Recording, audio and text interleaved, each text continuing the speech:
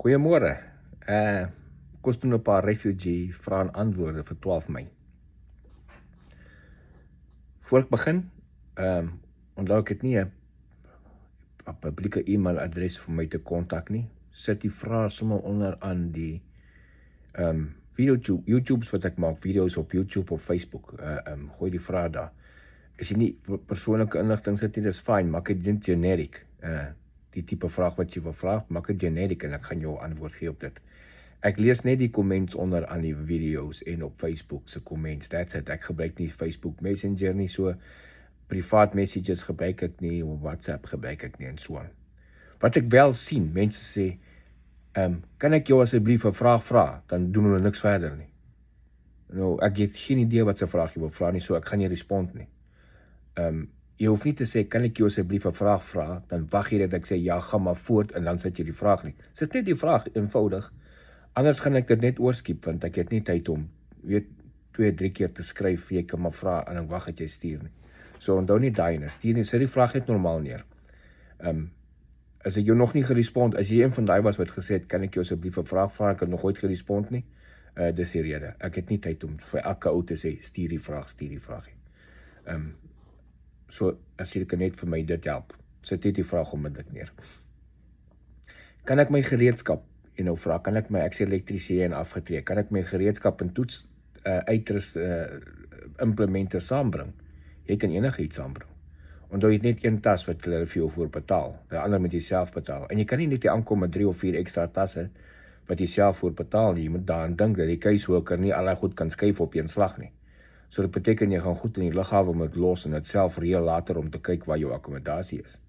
So as jy uitrusting en soos gereedskap en uitrusting het, sal ek voorstel jy kom in Amerika, kry vir jou weet waar jou akkommodasie het, jy adres het en dan kry jy iemand om dit vir jou te ship Amerika toe. Maar jy kan dit in jou tas sit as jy wil. As jy wil van die gewig uithaal vir enige persoonlike goed, jy uit jou gereedskap insit, dis enigiets is fyn. Sekere tipe gereedskap moet jy net kyk, is daar snygoede of iets aan is of whatever, dat jy net kyk op die lugredery se website, wat is toegelaat en wat is nie toegelaat nie. Kyk net daarna.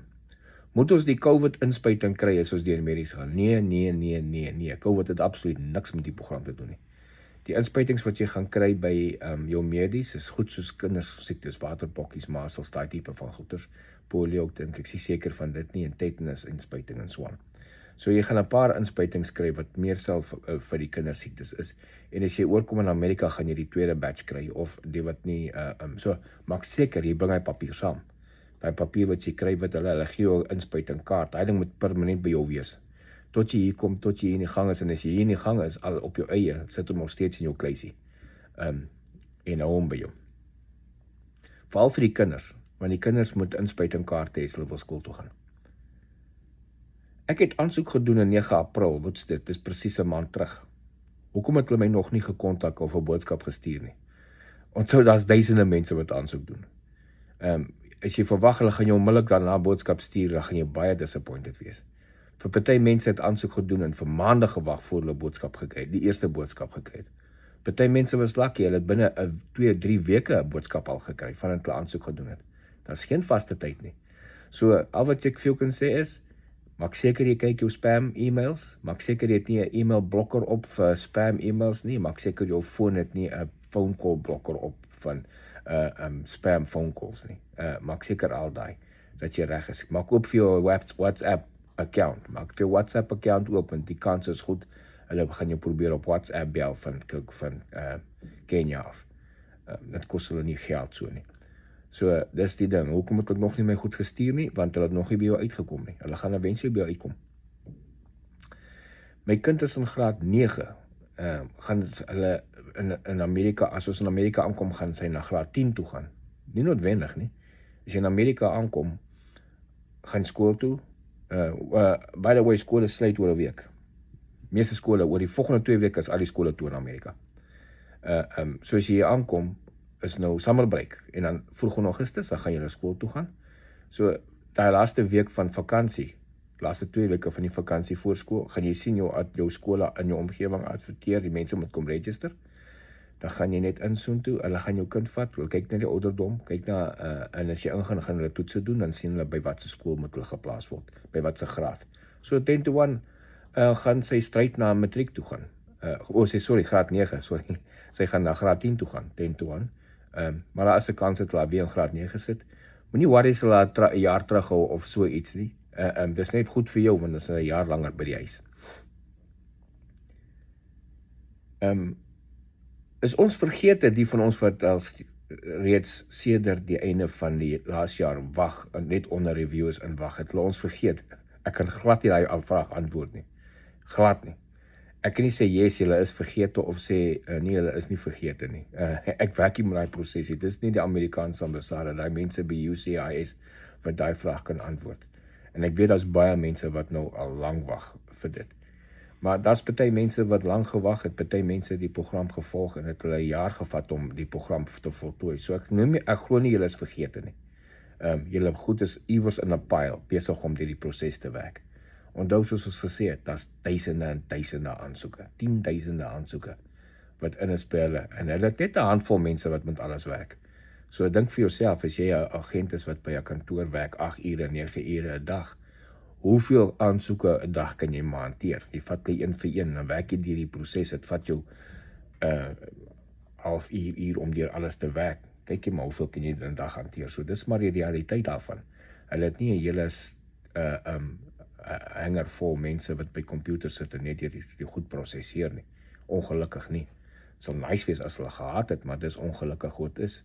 So ons het nou al gekyk, ons trek nou al, die program is nou al 'n jaar aan die gang, vanaf die eerste mense in Amerika aangekom het. En ons kan nou begin afleidings maak om te sien wat's die average. Die average tyd vir iemand om deur die program te gaan van aansoek tot hulle hier aankom, is al definitief oor 5-6 maande wat hulle gewag het om die program deur te gaan. Daar's mense wat bietjie korter as dit is, en daar's mense wat baie langer, daar's mense wat hier aangekom het wat 'n jaar lank die program gewag het. Maar die meeste wat ek nou al gesien het, en as ek 'n average trek daarvan, dan praat jy van 5-6 maande wat die proses gaan vat, en miskien langer as wat die average is vir jou om deur die program te kom. Gee jou idee. Al wat ek jou kan sê is, kan 'n jaar vat. Definitief. Of dit kan 2 maande vat. Ek het nog nie iemand gesien met regtig vinniger as 2 maande deur die hele proses is nie. 2-3 maande nie. Maar dis meer aan die verder kant, meer na die 6-7 maande se kant toe, en dan party tot by die jaar.